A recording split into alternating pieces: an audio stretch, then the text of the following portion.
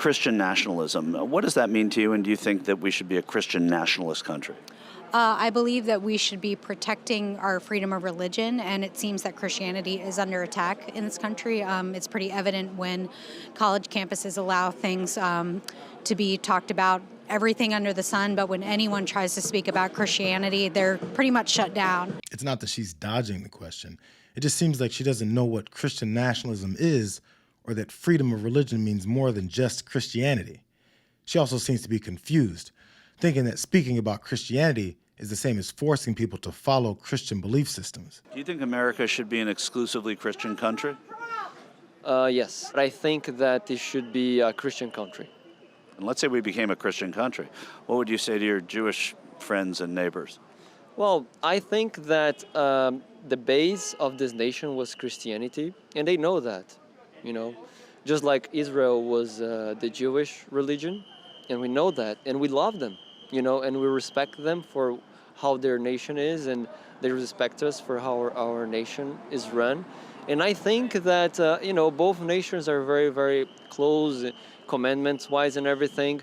I think that the right path is to keep America Christ-like America. This guy has a better grasp on his Christian nationalist ideals now. He doesn't give a damn about anyone else in the country or their right to not live the way he tells them to. And we're standing in Virginia. Thomas Jefferson wrote the Articles of Religious Freedom, that everybody here is free to worship whomever they please. Do you think we should teach the Bible in public school?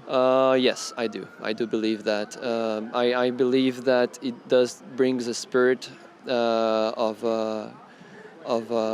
America, and that it helps the children. So when that whole argument about how the founding fathers declared that America is a Christian country where we force non-believers and believers in other religions to follow Christianity, when that gets blatantly debunked by writings of founding fathers, it's time to ignore those guys we only worship when it's convenient. Just ask Donald Trump's former national security advisor and pardoned convict, Michael Flynn. So when we hear, and they're going to start to do this, they're going to put the labels on us, Christian nationalists, all this crazy stuff. And I've already heard it the last couple of weeks about the separation of church and state. That's total nonsense. Total nonsense. Total nonsense. And you're going to hear more of this. We are going to be attacked. Man, this is a really fragile group. No wonder they worship Donald Trump. They'll be attacked by being told there's separation between church and state.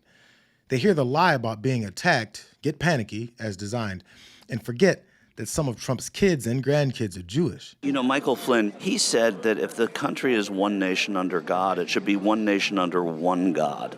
Do you agree with that? Yes, I do. Yes. So what would that do for Donald Trump's Jewish children who don't worship the same God? But don't they still? I mean, it's still the same God. They just don't worship Christianity. Well, they don't worship Jesus. Right.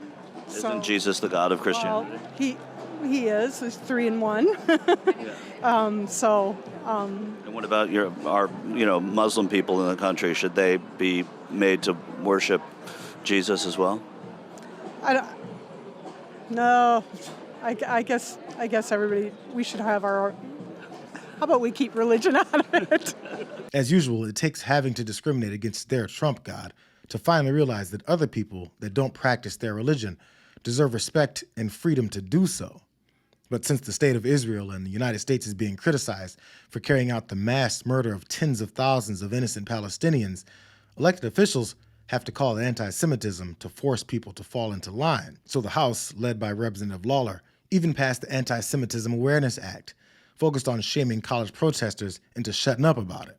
But when you've got Republicans that regularly engage in actual anti-Semitism, some problems start popping up. This particular bill, this was a Mike Lawler bill, and this bill had some language in there talking about the way they define anti-Semitism with the contemporary language. And a particular example that struck many of us that we're concerned about is that possibly a contemporary example of anti-Semitism, according to this bill, could be the very belief that we all believe in the gospel, if you're a Christian, is that Jesus was handed over to be killed, and that decision was made by the Jews. According to that definition, that could be could be considered anti-Semitism? Nothing will draw the real lines of anti-Semitism, like forcing Marjorie Taylor Greene to give up her blood libel beliefs. They got to be like, march, march. The bill is to force protesters to stop pushing back against the state of Israel's brutal bombing campaign, not to stop you from voicing your beliefs that historically led many Christians to kill Jewish folks based on that biblical account. So ironically, these supporters' assumptions about Christians being under attack seems to come from their automatic thought that others will treat them the way that they've always treated religious minorities here, by forcing Christian beliefs on them. Michael Flynn, he recently said that we are one nation under God, and he thinks we should be one nation under one God. Do you agree with that as well? Well, yes and no. That's a it's a fine line there. I believe in Jesus Christ as my Lord and Savior. If somebody else wants to believe something else, that's up to them. Don't push it on me just because I don't believe in it. Don't push your religion, your sexuality. That's fine. If you want to be that way, be that way. Don't push it on me.